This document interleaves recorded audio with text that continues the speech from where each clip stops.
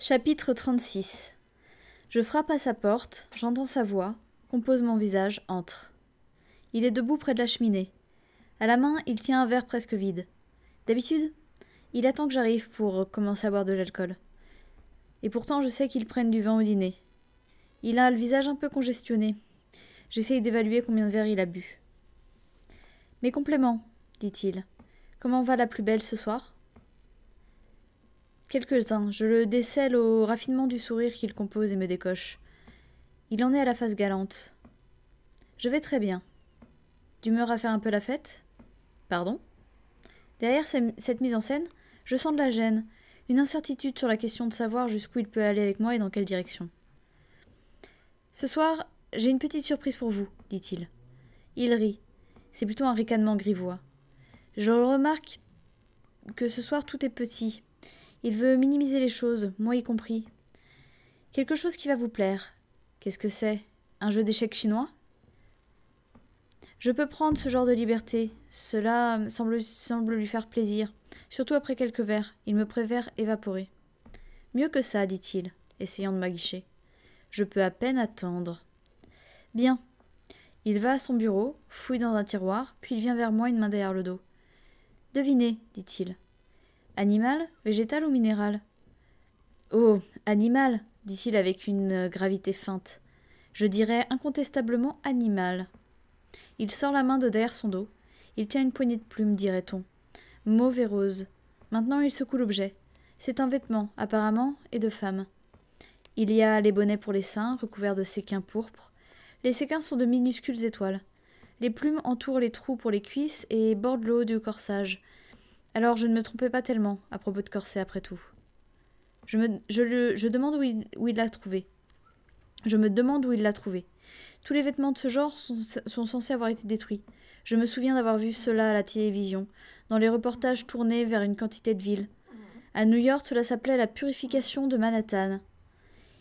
Il y avait des feux de joie à Times Square, entourés de foules qui psalmodiaient, des femmes qui levaient les bras en l'air avec gratitude, quand elles sentaient la caméra sur elles, de jeunes hommes au visage net et dur comme pierre qui lançaient des choses dans les flammes, des bracelets de soie et de nylon, et de fourrure artificielle, vert limette, rouge, violet, satin, noir, lamé d'or, argent scintillant, slip bikini, soutien-gorge transparent avec des cœurs en satin cousu pour couvrir les bouts des seins, et les fabricants, les importateurs, les revendeurs, à genoux, à faire pénitence en public, avec les chapeaux en papier conique comme des bonnets d'âne sur la tête, portant en rouge l'inscription « Honte ».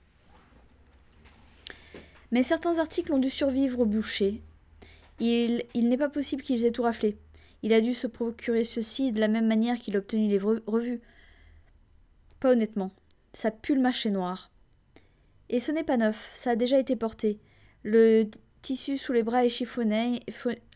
Le tissu sous les bras est chiffonné et légèrement taché, de la sueur d'une autre femme. Il m'a fallu deviner la taille, dit-il. J'espère que ça vous ira. Vous pensez que je vais mettre ça ? Je sais que ma voix sonne prude, désapprobatrice. Pourtant, l'idée a quelque chose de séduisant. Je n'ai jamais rien porté qui ressemble, même de loin. Rien d'aussi étincelant et théâtral. Et c'est bien que cela doit être un vieux costume de théâtre ou le reste d'un défunt spectacle de boîte de nuit. Ce que j'ai eu de plus approchant, c'était des costumes de bain et un bustier en dentelle couleur pêche que Luc m'avait offert. Ce que j'ai eu de plus approchant, c'était des costumes de bain et un bustier en dentelle couleur pêche que Luc m'avait acheté un jour. Pourtant, cet objet est paré d'une séduction. Il éveille un désir puéril de se costumer. Et ce serait une telle bravade, un tel sarcasme à l'adresse des tantes, tellement scandaleux, tellement libre. La liberté, comme tout le reste, est relative. Je dis « bon », en évitant d'avoir l'air trop impatiente. Je veux qu'il sente que je lui fais une grâce. Maintenant, nous y arriverons peut-être à son véritable désir profond. Est-ce qu'il a une cravache cachée derrière la porte ? Va-t-il exhiber des bottes, se courber ou me courber sur le bureau ? C'est un déguisement, dit-il. Il vous faudra aussi vous maquiller le visage, j'ai ce qu'il faut. On ne vous laissera jamais entrer autrement. Entrer où ? Ce soir, je vous sors. Me sortir ? C'est une expression archaïque. Sûrement, il ne reste plus aucun endroit où un homme puisse sortir une femme. Je vous sors d'ici. Je sais, sans qu'il me le dise, que ce qu'il propose est risqué. Pour lui, mais surtout pour moi. Mais je veux y aller quand même. J'aspire à n'importe quoi pour rompre la monotonie, renverser le prétendu ordre respectable des choses. Je lui dis que je ne veux pas qu'il me regarde pendant que je refais ce machin. J'ai encore des timidités devant lui, à propos de mon corps. Il dit qu'il va tourner le dos et s'exécute. J'ôte mes chaussures, mes bas, ma culotte de coton, et j'enfile les plumes par-dessus la tente de ma robe. Puis je retire la robe, puis je retire la robe elle-même et remonte les minces bretelles à sequins sur mes épaules. Il y a aussi des chaussures mauves, à talons ridiculement hauts. Rien de tout cela, rien ne me va tout à fait. Les chaussures sont un peu trop grandes, le costume est trop serré à la taille, mais ça ira. Je dis voilà, et il se retourne. Je me sens idiote. Je voudrais me voir dans une glace. Charmant, dit-il. Et maintenant le visage. Tout ce qu'il a est un rouge à lèvres vieux et coulant, et sentant le raisin synthétique. De l'eyeliner et du mascara. Pas d'ombre à paupières, pas de rouge à joues. Pendant un instant, il me semble que je ne pourrais pas me rappeler comment on fait. Et mon premier essai avec l'eyeliner me laisse une paupière maculée de noir, comme si j'avais participé à une bagarre.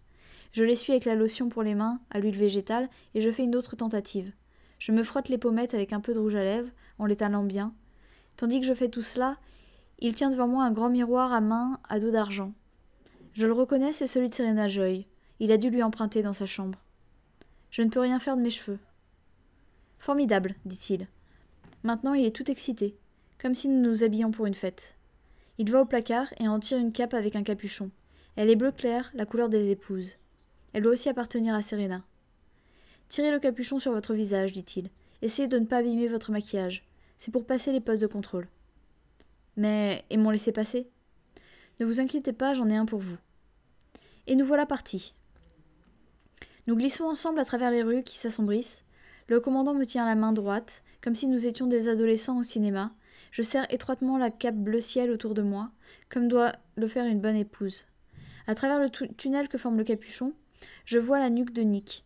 Sa casquette est posée d'aplomb, il est assis bien droit, son cou est droit. Tout en lui est extrêmement droit.